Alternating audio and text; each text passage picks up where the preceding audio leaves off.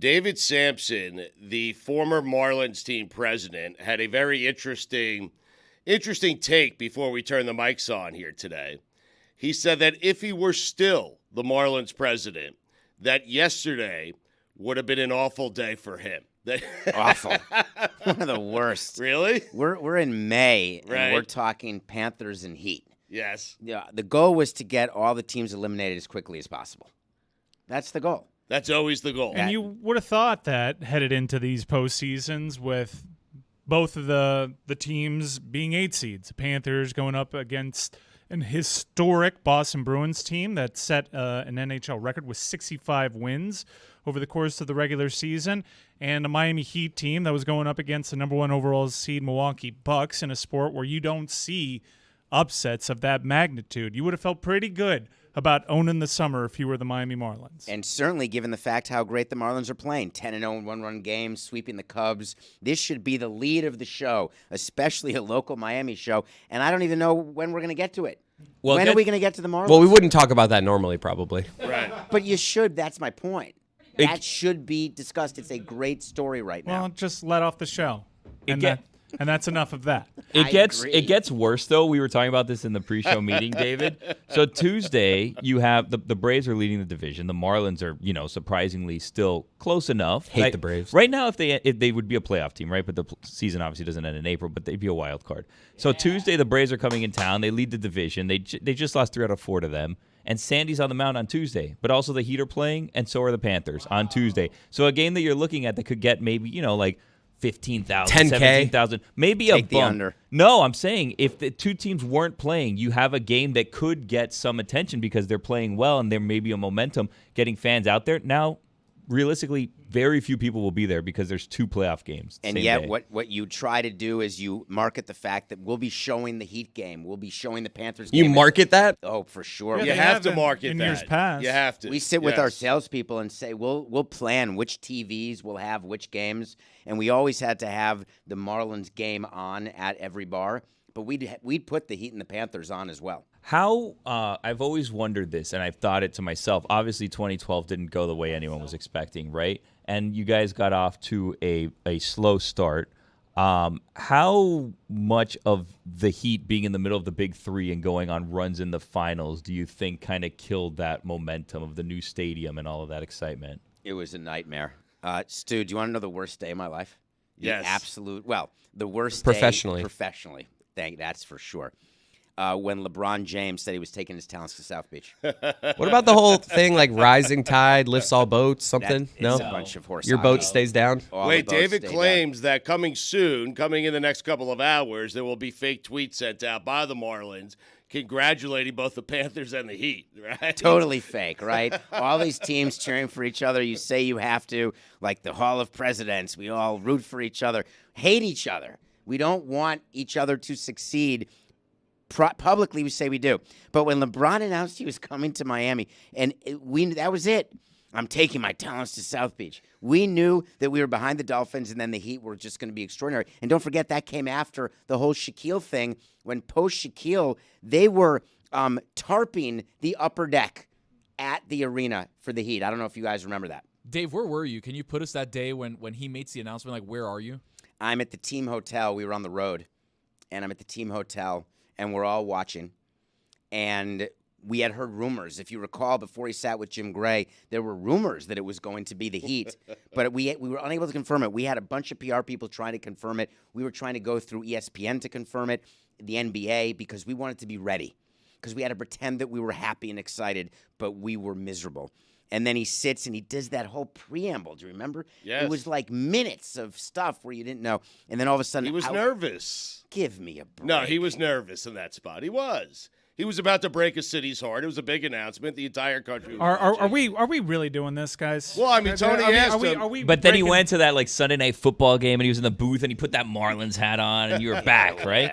Are we breaking down the decision? It was a good one. For me, Yeah. what the Panthers did last night, we were talking about what we were going to lead the show with. Yes. And I'm glad that in a room full of Heat fan, that as a Knicks fan, I don't have to be here for that. Oh, we'll being the get to lead. you. Because I think the Panthers story is way bigger than the Heat story. No doubt. It's listen, you have two teams down here, basketball and hockey, where the 8 seed beat the 1 seed.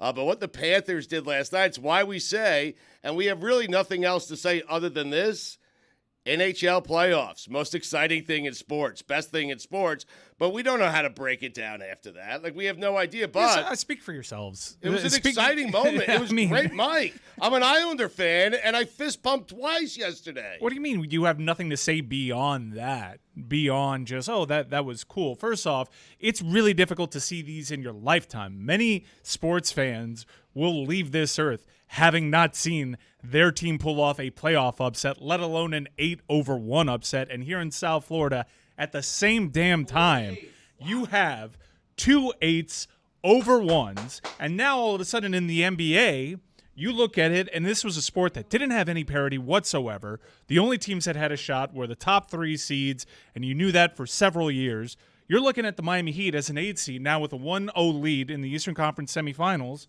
and it wouldn't absolutely stun you if they made it to the NBA Finals. And in hockey, there's been an 8 seed that's won the Stanley Cup before. In hockey, you know that that's certainly full of parity, and you just witnessed something that, while you think it's a top story, compared to the Heat's upset over the Bucks, when you look at just odds and lines provided by sports books, that was a far more monumental upset, the Heat's, than the Panthers, even though they ran up against a 65-win Boston Bruins team. But hockey is random. And I saw Tony kind of shake his head. I still don't think the Heat are going to make it to the NBA Finals. I don't either.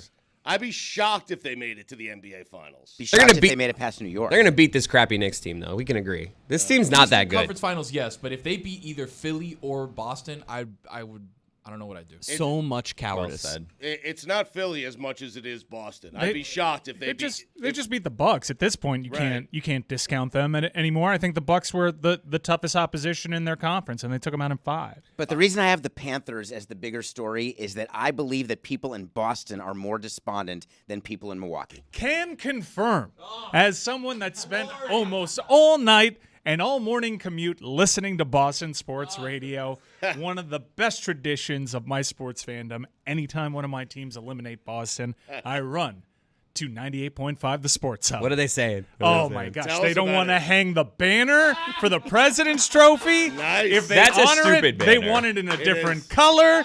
There was one color that said, get rid of the Swedes. All the Swedes. Just get rid of them. I don't Normally even in know Boston, they don't say that about the Swedes. Yeah, normally. There was one Panther caller, I'm trying to track down the sound, that Crank called them so effortlessly and magisterially and ended his call with Pitbull's Fireball. It was That's how you do it. A glorious night. They want their head coach fired. They don't want to salute Patrice Bergeron's incredible career. They think Matthew Tkachuk got in the head of their goalie. Wow. They think they made all the wrong moves, and they think that the Panthers are this never-say-die team with guts that could challenge the Toronto Maple Leafs. And I got to tell you, there was a minute left in that game. There was a minute left, and Bobrovsky was pulled, and the Panthers were super desperate to make the game level. And Brandon Montour, who has become a superstar defenseman in that league, coming off an All-Star game appearance, he has only gotten better. He had 2 goals in this game, and they get level with a minute left, something that you do not see, folks. You just don't see that. Matthew Tkachuk With the screen. getting in front of the net. Huberdeau would never Eat it, Witty. never do the things that Matthew Tkachuk did to get you that goal. And then in overtime, Matthew Tkachuk gets in front of the goalie again. And Carter Verhaeghe has a blasting shot. Top shelf. Where Mrs. Moeller keeps a peanut butter. And your Florida Panthers are on to the second round. On to the Great White North. And on to the Toronto Maple Leafs. We want Toronto. We want Toronto. We want You're gonna get 'em, They were all doing right. that to us. Yeah, they were doing We're that gonna to get you. us.